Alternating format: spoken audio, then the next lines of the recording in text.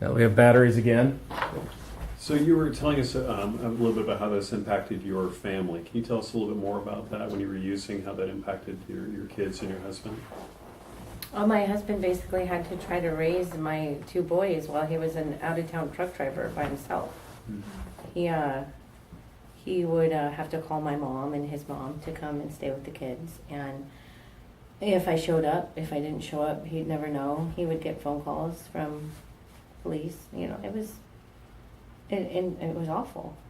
You know, if you ask him today how he stayed, his answer to this day is he doesn't know.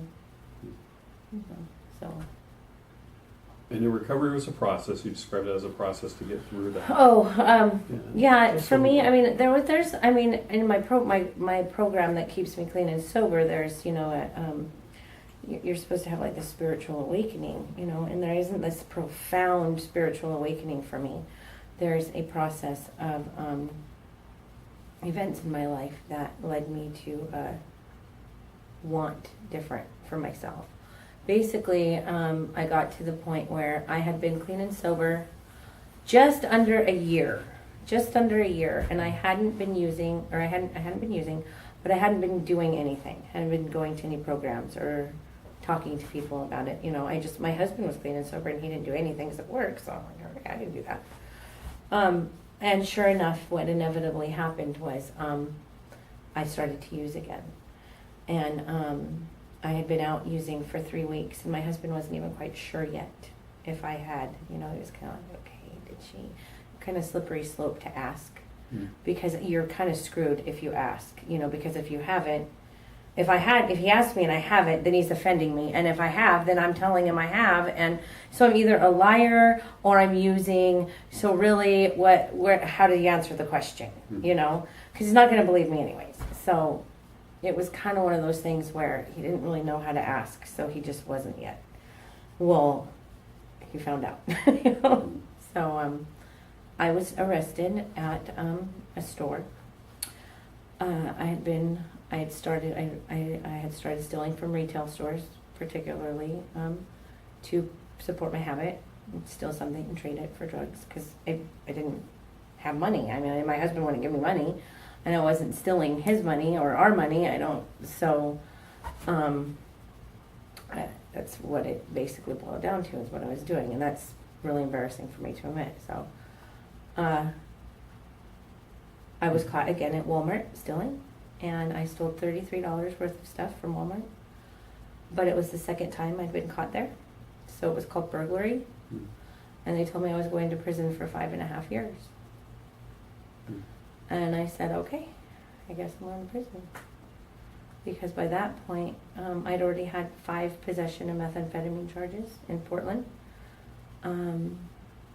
So at that moment in time, it was like, fine, take me to prison. I can't do this anymore.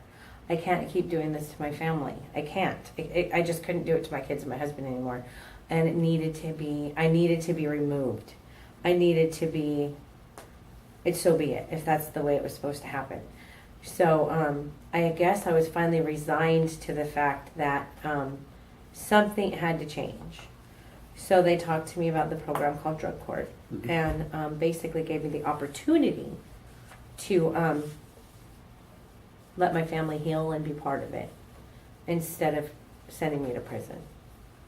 And that's how you found your way to Lifeline Connections? I'd been through Lifeline prior to that, but yes, that is how I went through Lifeline. Lifeline Connections intensive outpatient program was through Drug Court. Was there anything or anyone at Lifeline that really helped you turn it around, or was a key for you in your recovery, as you think back on it? The whole program that they have affiliated with Drug Court is where I would say is where their intensive, their IOP and their MRT class, the MRT is moral recognition therapy. It's pretty intensive. It's kind of one of those programs that tears you down to build you back up.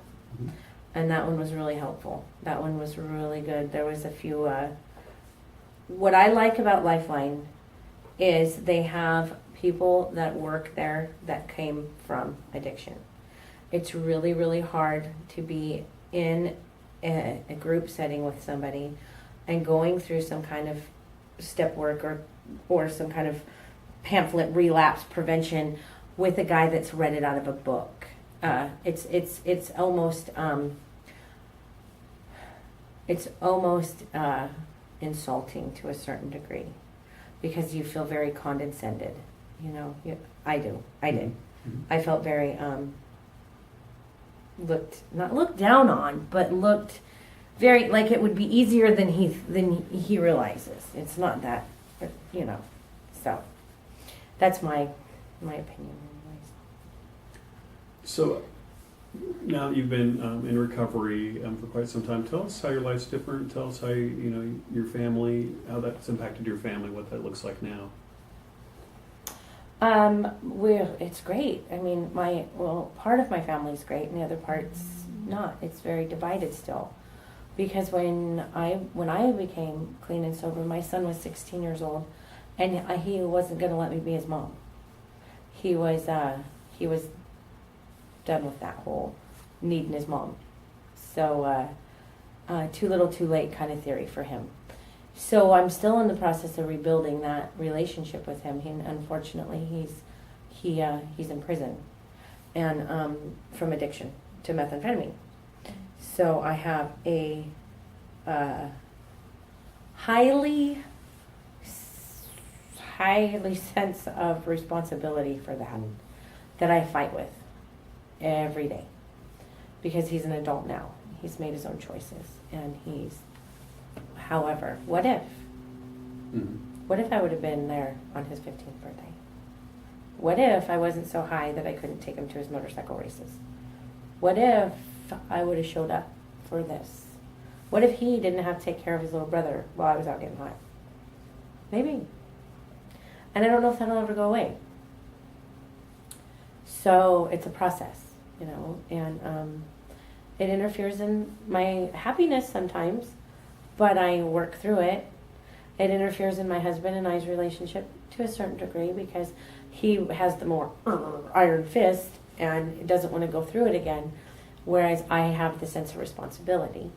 So, my son's about ready to get out of prison in March, and he's been there for 2 years. So, we'll see. We'll see. It was funny because right before I came here today, one of my friends asked me what kind of rules I was going to set for him. 22 years old. What am I going to ground him if he doesn't clean his room? I know, it's going to be another learning process. And that's what I find in recovery is that the things that I used to take for granted, today I treasure. Just even arguing with my 17-year-old son in a normal way. Like he wants to stay out till midnight, and I think he needs to be home till at 11, because he's driving, and he's, well, you'll let Nate. Well, I'm sorry I screwed up the first time. I'm not doing that this time, Just the double standards, but I appreciate those arguments. I appreciate that I can have emotion and argue without it being a fight. I can have an opinion, and I don't have to be wrong. I can have an opinion, and I don't have to be right either. So, and we make it through. But the relationship I have with my son and my husband that are home in the house, it's great. I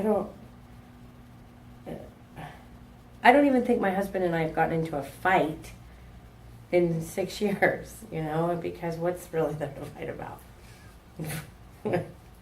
We've disagreed on things, but raising our voice and yelling at each other doesn't happen. I don't mean to cuss, but like cussing at him.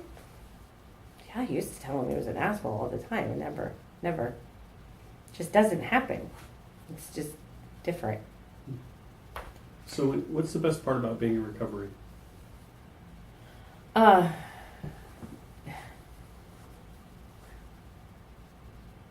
like myself. Most of the time. Okay, the best part about being in recovery is that I can identify who I am today. You know, there's this part in my recovery program that says, I do not regret the past nor wish to shut the door on it. I will forever regret. I will forever regret the harms that I've caused other people. But I don't wish to shut the door on it, because I can sit here today and I can share with other women, and I can share with even other men the experience, strength, and hope that I have from my addiction and where I am today. I can work with a girl that lost all of her babies in her drug addiction. 5 babies, lost them all. I can work with her and watch her grow and watch her go through this program and watch her get her kids back. And I can watch her celebrate clean and sober time. And that to me is amazing. The growth and getting to participate in other people's lives and in my own life. That's what I like, is time to celebrate, to see growth, you know, just all of it. So looking forward, 5 years from now, what do you think your life will look like?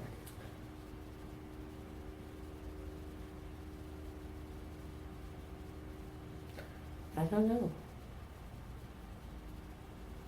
I really don't. I'm hoping relatively the same as it is now. Probably walk a little slower, but my son hopefully will be in college. My 17-year-old. My other one, I hope, is still doing well, and I hope I have a grandbaby. You know, but I have a little grandbaby. That's what I hope for. You know. Not yet, but maybe even like 10 years down the road. But you know, I don't know. I mean, I can't worry about 5 years from now. Really, I'm hopeful for it. I think it's going to be fine, but I don't know. Can't worry about it. Is there anything you'd like to tell us that we haven't asked you?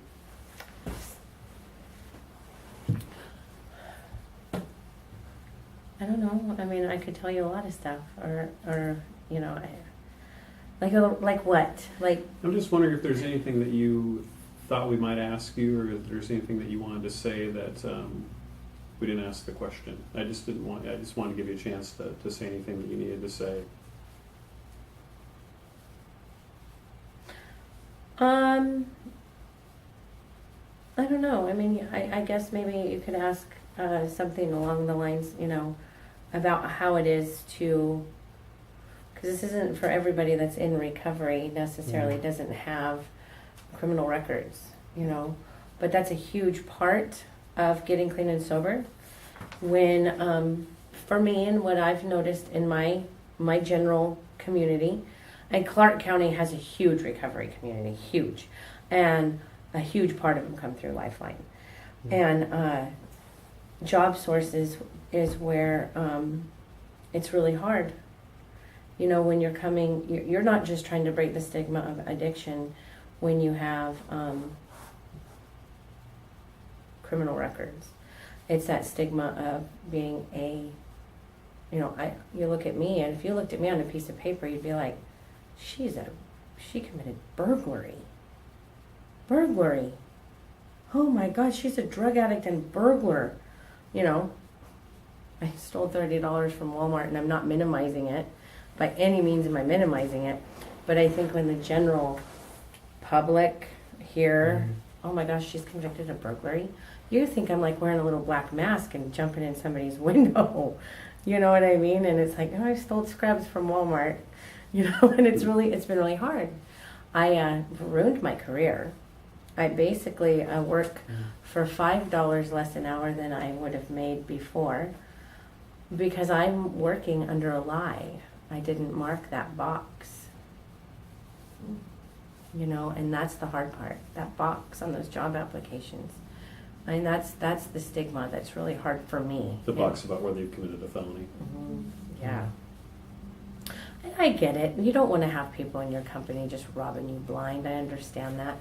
And in this day and age with all of the, but I mean, give it a time frame on there or something. You know, I don't know. Mm-hmm. That's what for me has been the hardest journey is, you know, I get being humble and not humiliating yourself, but humbling yourself to have to work and do what you have to do, you know. And I'm doing that, but it's hard, you know. And at any given moment, I'm like, oh, I'm really gonna find out I'm gonna get fired. So that kind of sucks. That's the worst part. The worst part is that, you know, my boss knows, but the corporation does not. And when they find out, I will be fired. And I hate that. It's hard. Mm-hmm. Well, we sure appreciate you taking the time and telling your story today. Mm-hmm. Thank you very much. Thanks. Thank you.